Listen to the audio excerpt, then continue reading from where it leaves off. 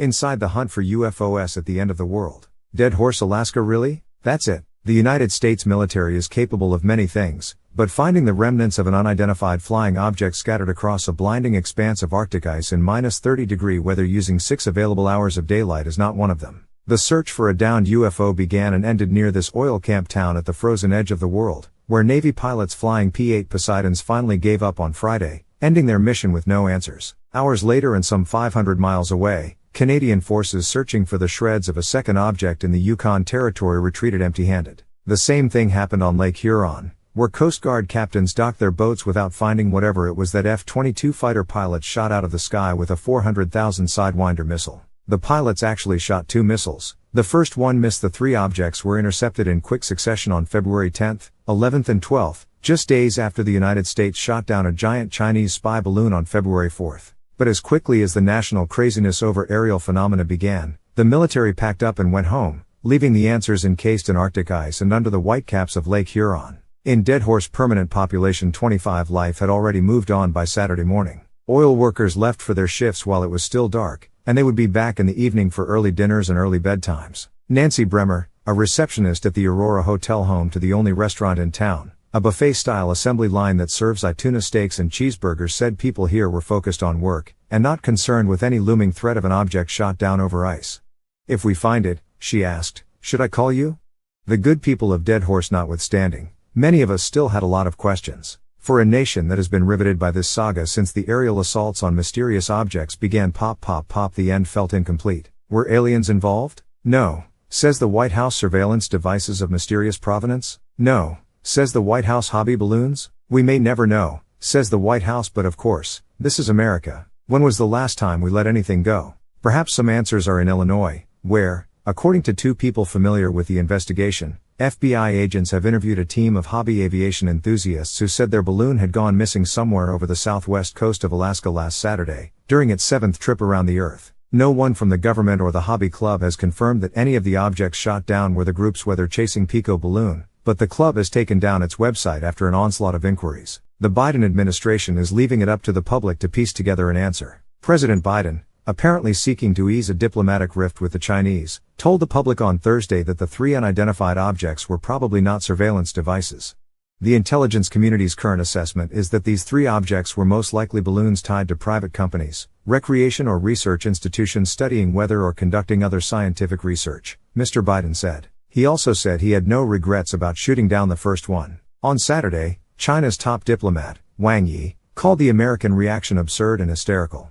Sam Lyman, a pilot who commutes to Dead Horse from Albuquerque, said the government's explanation for shooting down the flying objects that they were traveling at an altitude that made them a potential threat to civilian aircraft made sense to him. The object floating over Alaska was traveling at around 40,000 feet when it was shot down. During 30 years of flying, Mr. Lyman, 47, said he had seen countless weather and party balloons, a graveyard of happy birthdays and get well soons in the sky, and said that a large weather balloon could conceivably get in the way of an aircraft, causing disastrous results, like collapsing over the front of an airplane. If, in fact, it really was a balloon, which the White House says it cannot confirm. The only information we have is what they put on the internet, Mr. Lyman said. I'll leave it at that.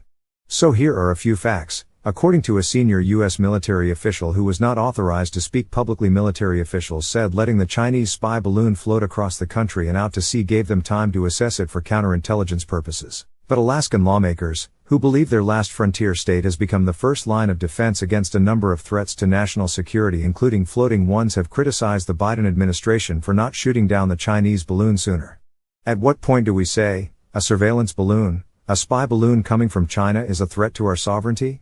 Senator Lisa Murkowski, Republican of Alaska, said during a Senate Defense Appropriations Subcommittee hearing on February 9, "It should be the minute it crosses the line, and that line is Alaska." The next day, a Sidewinder took out a UFO over Dead Horse. To help find the object, Alaska National Guard soldiers have flown Chinooks and Black Hawks over frigid islands, landing and walking onto the ice to search places that looked promising. But the conditions were extreme. Iraq was a punishing environment, said Colonel Elizabeth Mathias, the public affairs director for NORAD and U.S. Northern Command. But it wasn't the Arctic. Locals agreed it's like 100 haystacks and finding one needle, Mr. Lyman said. In a masterful attempt at looking on the bright side, John F. Kirby, a White House spokesman, addressed the absurdity of the situation. in which fighter pilots may well have used air-to-air missiles to shoot down a hobby balloon, by telling reporters this was a better outcome than a more sinister alternative. If it turns out that they were, in fact, civilian or recreational use or weather balloon and therefore benign, which is what the intelligence community thinks, isn't that a better outcome than to have to think about the possibility of greater threats to our national security? Mr. Kirby asked reporters on Friday. Mr. Kirby added that the president had asked for a new set of rules for the government to assess floating objects, so that we can now deal with these in perhaps a different way in the future. Senator Dan Sullivan, Republican of Alaska, said in an interview that he's not so sure the U.F.O.s were innocuous. There's no briefing that I've been in, or that I've received, that supports what John Kirby is out there saying, Mr. Sullivan said. It should be the default position when you don't know what the answer is on the smaller objects, is to initially assume the worst until you have the right answer.